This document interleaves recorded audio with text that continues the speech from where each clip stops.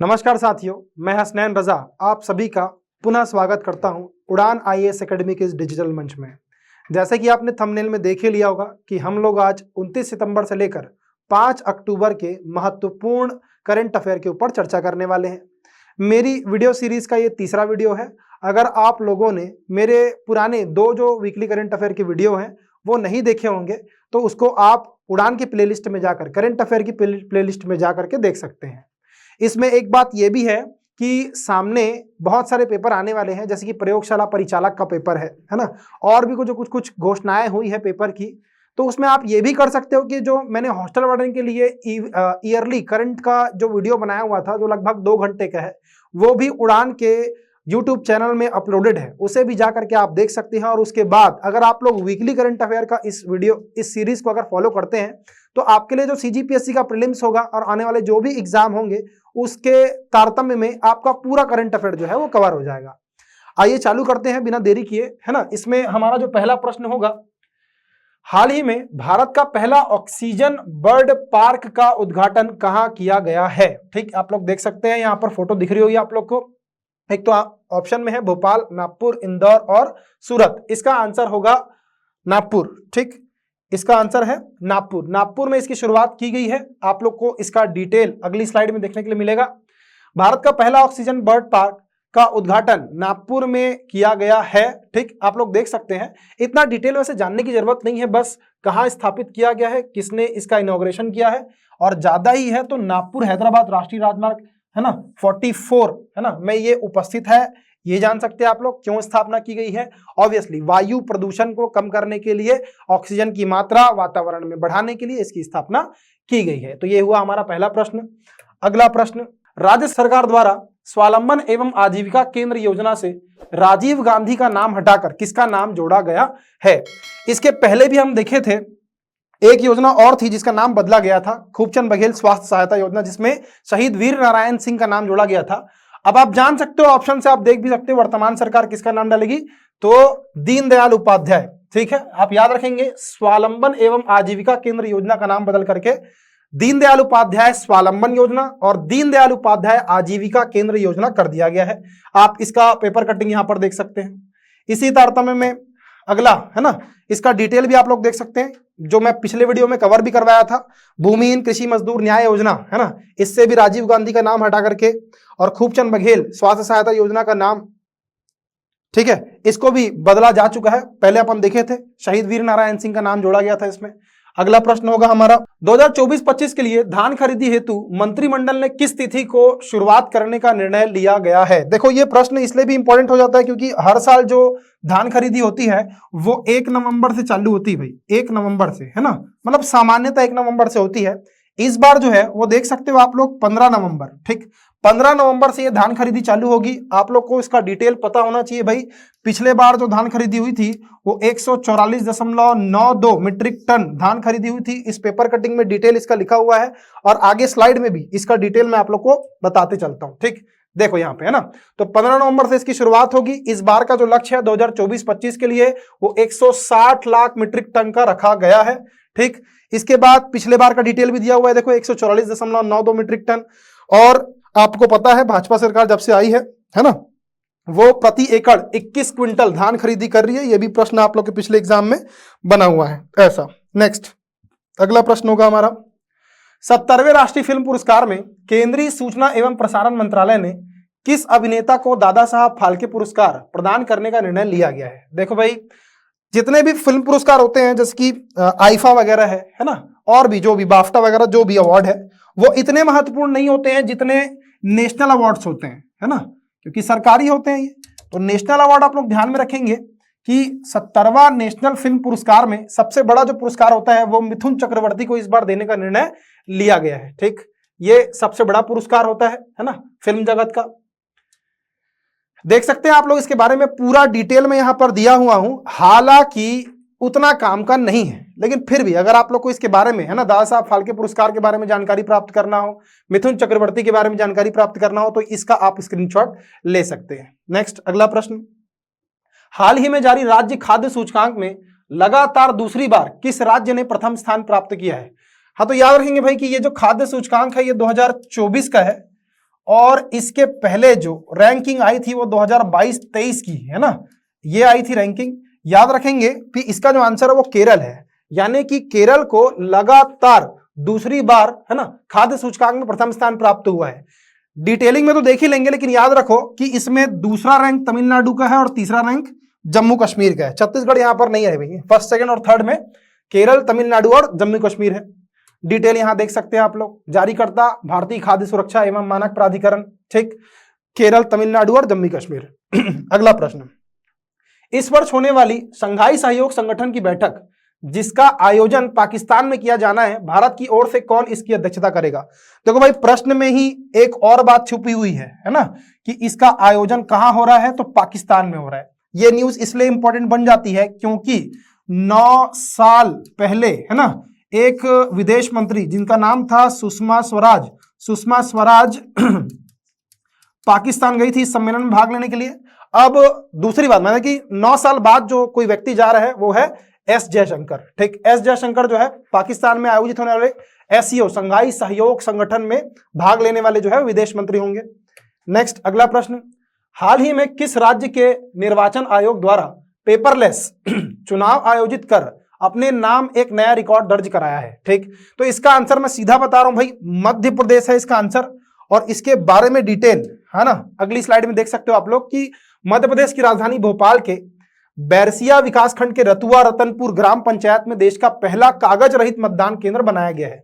तो आप लोग को इतना डिटेल याद करने की जरूरत नहीं है भाई, है ना। आप देखो मेरी मेरा जो अनुभव बोलता है वो मध्य प्रदेश के अलावा अंदर तो जाएगा नहीं, लेकिन फिर भी अगर आपको याद रखना हो तो ये रतुआ ग्राम, ठीक, इसको आप लोग याद रख सकते हो। ठीक, अगला प्रश्न, इतिहास में पहली बार होने वाले खो खो विश्व कप प्रतियोगिता का प्रथम आयोजन की मेजबानी किस देश को प्रदान की गई है? इंडोनेशिया, कजाकिस्तान, भारत और म्यांमार। तो इसका आंसर होगा भाई भारत। पहली बार, अभी तक के इतिहास में पहली बार जो खो खो है, खो खो खेल आप लोग देखे होगे, बचपन में खेले होगे, तो इसका जो विश्व कप है उसका आयोजन भारत में होना है। इसके बारे में डिटेल आप जानेंगे। खो खो की उत्पत्ति जो है वो हमारे भारत में हुई है, और भारत के कहां हुई है, तो महाराष्ट्र में हुई है। भारत में पहली बार खो खो विश्व कप का आयोजन 24 देश भाग लेंगे। अच्छा, तो ये भी प्रश्न बन जाता है भाई, कितने देश भाग लेने वाले हैं? तो 24 देश जो है वो भाग लेंगे और भारत इसकी मेजबानी करेगा। नेक्स्ट अगला प्रश्न, हाल ही में छत्तीसगढ़ राज्य पिछड़ा वर्ग आयोग के अध्यक्ष के रूप में किसे, है ना, ये किसे हो गया है, किसे चुना गया है? गोमती साय, नेहरूराम निषाद, विजय तोमर, इनमें से कोई नहीं। तो ये भाई करंट जब मैं ये वीडियो बना रहा हूं उसके एक दिन पहले है ना नेहरूराम निषाद को अन्य पिछड़ा वर्ग आयोग का, राज्य पिछड़ा वर्ग आयोग का अध्यक्ष नियुक्त किया गया है। यहां पर आप इनकी फोटो भी देख सकते हैं। ठीक, चलो आगे बढ़ते हैं। नेक्स्ट, हाल ही में राज्य सरकार द्वारा प्रदेश के किस जिले में नया शक्कर कारखाना खोलने का निर्णय लिया गया है? देखो भाई, ये जो है ये संभावित है, निर्णय लिया गया है अभी, और इसका आंसर वैसे कबीरधाम है। अभी जो है भूमि की खोज की जा रही है कि कहां पर स्थापित किया जाना चाहिए करके, लेकिन फिर भी हर बार ये जो शक्कर कारखाना है ना, ये सारा ये प्रश्न जो है वो इंपॉर्टेंट होता है। याद रखेंगे आप लोग कि अगर ये शक्कर कारखाना खुल जाता है तो ये कबीरधाम का तीसरा शक्कर कारखाना होगा। ठीक, डिटेल देख सकते हैं आप लोग, भूरमदेव सहकारी शक्कर कारखाना, रामहेपुर, कबीरधाम। ठीक, सरदार वल्लभ भाई पटेल सहकारी शक्कर कारखाना ये दूसरा होगा, और जो तीसरा है ना, जो संभावना मैं आपको बता रहा हूं, तो वो अगर खुल गया तो वो तीसरा होगा। दंतेश्वरी और महामाया के नाम से बालोद और अंबिकापुर में है, ऐसा आप लोग जानते हैं। नेक्स्ट अगला प्रश्न, हाल ही में केंद्र सरकार द्वारा कितनी नई भाषाओं को शास्त्रीय भाषा, है ना, ये शास्त्रीय नहीं है, ये शास्त्रीय भाषा का दर्जा प्रदान किया गया है? आप लोग जानते हैं भाई, ऐसी भाषाएं जिनका इतिहास लगभग 2000 से 1500 वर्ष पुराना होता है ना, और वो भाषा जो स्वतंत्र होती है अपनी उत्पत्ति के लिए, किसी दूसरी भाषा पर निर्भर नहीं होती है, उसको शास्त्रीय भाषा का दर्जा दिया जाता है। अभी भारत में वर्तमान में 6 भाषाओं को इसका दर्जा मिला हुआ है। पहली भाषा इसमें तमिल थी, जिसको 2004 में यह दर्जा प्रदान किया गया था। ये सारी बात की बात है ना, जो अभी की बात है, अभी की बात कितनी भाषाओं को दर्जा दिया गया है? तो 5 भाषा। ठीक, 5 भाषाओं को इसका दर्जा प्रदान किया गया है। इसका डिटेलिंग अगली स्लाइड में है, देखिए, है ना। तो ये भाषाएं कौन कौन सी है? देखो भाई, महाराष्ट्र की मराठी, असम की असमी, है ना, बंगाल की बंगाली, पाली और प्राकृत, ये हमारी पुरानी भाषा। ठीक, आप लोग जानते हैं, है ना, जो बौद्ध धर्म के प्रचार की भाषा थी पाली, और जैन धर्म के प्रचार की भाषा, यानी कि उनके सिद्धांतों के लिए जिस भाषा को अपनाया गया था वो प्राकृत है ना। डिटेल में लिखा हुआ हूं मैं, पुरानी भाषाएं आप लोग जानते हैं, इसमें कौन कौन सी है, तो तमिल, संस्कृत, कन्नड़, तेलुगु, मलयालम, उड़िया, जिस क्रम में लिखा गया है उसी क्रम में उनको शास्त्रीय भाषा का दर्जा प्रदान किया गया है, यानी कि सबसे पहले तमिल भाषा को। अगला प्रश्न, 2024 आईसीसी महिला T20 वर्ल्ड कप की मेजबानी किस देश को प्रदान की गई है? ये क्वेश्चन इंपॉर्टेंट हो सकता है भाई, ये इसलिए इंपॉर्टेंट हो सकता है क्योंकि मेजबानी जो प्रदान की गई थी वो बांग्लादेश को प्रदान की गई थी। ठीक है, ये बांग्लादेश को प्रदान की गई थी, यहां पर छुप गया है ये, है ना, यहां पर दिख भी रहा होगा आप लोग को, लेकिन चूंकि बांग्लादेश में अभी बहुत सारे क्राइसिस चल रहे हैं, उसको देखते हुए इसका आयोजन जो है अभी यूएई में किया जाना है। ऐसा प्रश्न जब मेजबान देश को बदला जाता है ना, जो होस्ट कर रहा है उस देश को बदला जाता है, तो एक बार और व्यापम इससे प्रश्न पूछ चुका है और संभावना यही बनती है कि यह प्रश्न आपके अगले एग्जाम में आपको दिखने वाला है। ठीक, अगला प्रश्न होगा हमारा, हाल ही में प्रधानमंत्री द्वारा धरती आबा जनजाति ग्राम उत्कर्ष योजना की शुरुआत किस राज्य से की गई है? देखो भाई, इसको आप इस नाम से जानते हो, जनजाति ग्राम उत्कर्ष योजना, है ना, इस नाम से, है ना। इसकी शुरुआत जो है, इसका आंसर झारखंड है भाई, झारखंड से इसकी शुरुआत की गई है, देख सकते हैं आप लोग। इस योजना में क्या करना है, इस योजना में पक्की सड़कों का निर्माण करना है। ठीक, सुविधा केंद्र, यानी कि जितने भी जनजातियां जहां निवास करती हैं उनको विभिन्न प्रकार की सुविधाएं प्रदान हो, जैसे कि सोसाइटी है ना, जैसे कि आपका आंगनवाड़ी है, ऐसी सुविधा केंद्र की जो फैसिलिटी है वो मुहैया कराने के लिए इस योजना की शुरुआत की गई है ना, प्रधानमंत्री द्वारा इसकी शुरुआत झारखंड से की गई है। नेक्स्ट, अगला प्रश्न होगा हमारा, राजधानी रायपुर में नो योर आर्मी कार्यक्रम का आयोजन कब से कब तक किया जाना है? जब हम ये वीडियो रिकॉर्ड कर रहे हैं तब इसका आयोजन जो है वो साइंस कॉलेज ग्राउंड रायपुर में किया जा रहा है। आप लोग देख सकते हो यहां पर पेपर कटिंग, अच्छा फोटो में भी दिख रहा होगा आप लोग को, 5 से 6 अक्टूबर, है ना, 5 से 6 अक्टूबर को इसका आयोजन किया गया है ना। हमारे जो मुख्यमंत्री है विष्णुदेव साय जी, इन्होंने इसका शुभारंभ किया हुआ है 5 से 6 अक्टूबर को। नेक्स्ट, अगला प्रश्न, हाल ही में जारी हरून इंडिया रिच लिस्ट 2024 में छत्तीसगढ़ के कितने कारोबारी को शामिल किया गया है? यानी कि कितने कारोबारियों ने, है ना, इस लिस्ट में अपना नाम दर्ज करवाया है, ऐसा। तो ये छत्तीसगढ़ के 7 लोग हैं भाई, 7, है ना, बोल सकते हैं जो अमीर लोग हैं उनको इसमें शामिल किया गया है। इसमें फर्स्ट रैंक में जो है वो आईबी ग्रुप के चेयरपर्सन है, और आईबी ग्रुप के चेयरपर्सन का नाम आप लोग को याद होना चाहिए, है ना। ये एक है बहादुर अली और एक है सुल्तान अली, है ना। तो अली ब्रदर्स करके ये फेमस है, इन दोनों का नाम आप लोग याद रखेंगे, आईबी ग्रुप के ये प्रमुख है। अगला, बस्तर ओलंपिक 2024 का आयोजन कब किया जाना है? यहां पर आप लोग को दिख रहा होगा, है ना, बस्तर ओलंपिक का ये लोगो जो है वो आप लोग को दिख रहा होगा। इसमें इसका जो आंसर होगा वो होगा 1 से 15 नवंबर। ठीक, 1 से 15 नवंबर को इसका आयोजन किया जाना है बस्तर ओलंपिक का। ठीक, इसके बारे में डिटेल जानना जरूरी है भाई, क्योंकि ये बस्तर में जो नक्सलवाद को छोड़ करके, है ना, समाज की मुख्य धारा से, सामान्य धारा से जोड़ रहे हैं, उनको प्रेरित करने के लिए यह अभियान है। ठीक, देखो, तो छत्तीसगढ़ सरकार के द्वारा परंपरागत खेलों को बढ़ावा देने के उद्देश्य से विशेष रूप से बस्तर ओलंपिक 2024 का आयोजन 1 से 15 नवंबर तक किया जाएगा। ये तो हमारे प्रश्न का उत्तर हुआ। बस्तर ओलंपिक में सरकार की तरफ से यह व्यवस्था की जा रही है कि जिसमें बस्तर के युवा और सरेंडर कर चुके नक्सली साथ खेलेंगे। देख लो भाई, है ना, सरेंडर कर चुके नक्सली जो है वो साथ में खेलेंगे। तो आप इसको इंपॉर्टेंट योजना के तौर पे, है ना, अभी तक का बताया हुआ मेरा बहुत महत्वपूर्ण प्रश्न के तौर पर इसको आप लोग ध्यान में रखेंगे। चलो, इसके बाद अपन नेक्स्ट प्रश्न में जाते हैं, है ना। ये अपना 17वां प्रश्न, हाल ही में शुरू किए गए नई दिशा अभियान का मुख्य उद्देश्य क्या है? नशा मुक्ति, कौशल विकास, जनसंख्या नियंत्रण और नवोन्मेष। नवीनीकरण लिखा गया, ये नवोन्मेष है ना, नवीनीकरण को बढ़ावा देना, ऐसा।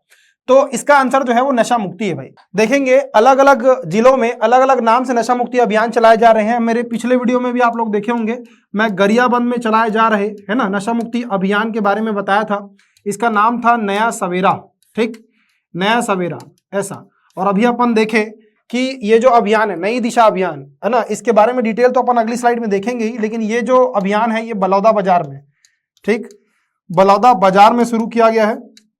इसका नाम है आपका नई दिशा अभियान, नई दिशा अभियान, ऐसा। इसके बाद जो नेक्स्ट है ना, एक है बड़ा फेमस रायपुर का, रायपुर से जो जिसकी शुरुआत की गई थी, हेलो जिंदगी, है ना, आप लोग देखे होंगे जगह जगह पर दीवारों में इसके बैनर वगैरह, पोस्टर वगैरह। हेलो जिंदगी अभियान। इसके बाद एक अभियान है जो सबसे ज्यादा फेमस है, बिलासपुर से चालू हुआ था, है ना, निजात अभियान। ठीक, निजात अभियान। ये इतने सारे अभियान है भाई, इन अभियानों को आप लोग याद रखेंगे, आने वाले एग्जाम के लिए ये इंपॉर्टेंट हो सकते हैं। नेक्स्ट अगला प्रश्न होगा हमारा। अच्छा, ये इसके बारे में डिटेल यहां पर लिखा हुआ है भाई, लेकिन काम की बात बस केवल ये है कि ये जो अभियान है वो बलौदा बाजार का है।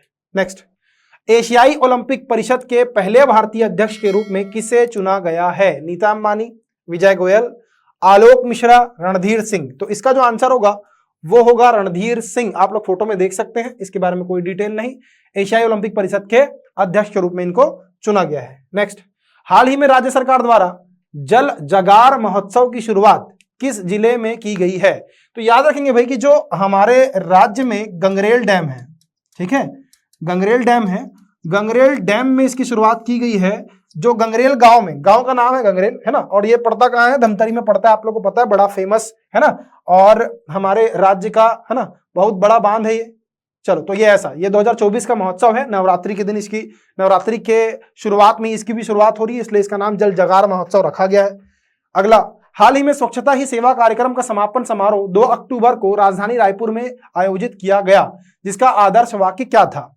स्वभाव स्वच्छता संस्कार स्वच्छता, एक देश स्वच्छता संस्कार, हर घर स्वच्छता अभियान, उपरोक्त में से कोई नहीं। ठीक, ऑब्वियसली आप लोग पढ़ के इसको समझ गए होंगे कि इसका उत्तर क्या है। तो इसका उत्तर जो है वो स्वभाव स्वच्छता संस्कार स्वच्छता, है ना। यहाँ पर आप लोग देख सकते हैं, दीनदयाल उपाध्याय ऑडिटोरियम रायपुर में इसका आयोजन किया गया था, स्वभाव स्वच्छता संस्कार स्वच्छता ऐसी थीम को लेकर। नेक्स्ट अगला प्रश्न होगा हमारा, छत्तीसगढ़ राज्य स्थापना समारोह का आयोजन इस वर्ष किस तिथि को किया जाना है? ठीक, तो राज्य स्थापना दिवस आपको पता है भाई कि 1 नवंबर होता है ना, और उसी दिन प्रत्येक वर्ष हम लोग राज्योत्सव, है ना, राज्योत्सव जो है वो उस उत्सव का आयोजन करते हैं। साइंस कॉलेज मैदान में ये होता है। ठीक, लेकिन इस वर्ष जो है वो दिवाली को ध्यान में रखते हुए इसको आगे बढ़ा दिया गया है और इसकी शुरुआत जो है वो 4 नवंबर को होगी भाई। ठीक, 4 नवंबर। तो इसका आंसर क्या होगा? 4 से 6 नवंबर। 4 से 6 नवंबर को जो है हमारा राज्योत्सव जो है वो मनाया जाना है। आगे, हाल ही में किस व्यक्ति को एशिया की सर्वोच्च लेखा परीक्षण संस्थाओं के संगठन का अध्यक्ष बनाया गया है? ठीक, तो इसका जो आंसर है भाई, इसका आंसर है गिरीश चंद्र मुर्मू। ठीक है, हमारे जो नियंत्रक और महालेखा परीक्षक है उनको एशिया की सर्वोच्च लेखा परीक्षण संस्थाओं का संगठन का अध्यक्ष बनाया गया है। नेक्स्ट अगला प्रश्न होगा, हाल ही में माननीय मुख्यमंत्री विष्णुदेव साय द्वारा किस ग्राम को पूर्ण जैविक ग्राम का प्रमाण पत्र प्रदान किया गया है? ठीक, ये हाल ही की घोषणा है, ज्यादा चर्चा में नहीं रही, लेकिन फिर भी, है ना, जैविक ग्राम ये सब जो है चर्चा से, मतलब ज्वलंत मुद्दे होते हैं तो इसको पूछने की संभावना बिल्कुल बढ़ती है। और व्यापम में ऐसा, अगर मैं आपको पहले ही बताया हूं कि अगर ऐसा विकल्प कोई बनता है, ए और बी उपरोक्त सभी, तो अक्सर उसका आंसर वही होता है। इसका आंसर होगा मसेनार और पहुनार। इसके बारे में डिटेल, है ना, डिटेल तो ऐसा है कि ये जो मसेनार और पहुनार है, ये मसेनार जो है वो दंतेवाड़ा का है भाई, दंतेवाड़ा का ये ग्राम है, और ये जो है वो गीदम के अंतर्गत पड़ता है, ये गीदम विकासखंड के अंतर्गत पड़ता है पहुनार, है ना, ऐसा। चलो, तो ये जो है अपना आखिरी प्रश्न रहा। ये पूरे हफ्ते के करंट अफेयर मैंने पूरी तरीके से कवर करने की कोशिश की है ना। अगर आप लोग को ये वीडियो अच्छा लगा होगा तो आप लोग इसको ज्यादा से ज्यादा लोगों तक के शेयर करेंगे। ऐसे ही मैं आपके समक्ष उपस्थित होता रहूंगा हर हफ्ते रविवार को, ये वीकली करंट अफेयर की क्लास लेकर के। अगले वीडियो में मिलते हैं, तब तक के लिए धन्यवाद।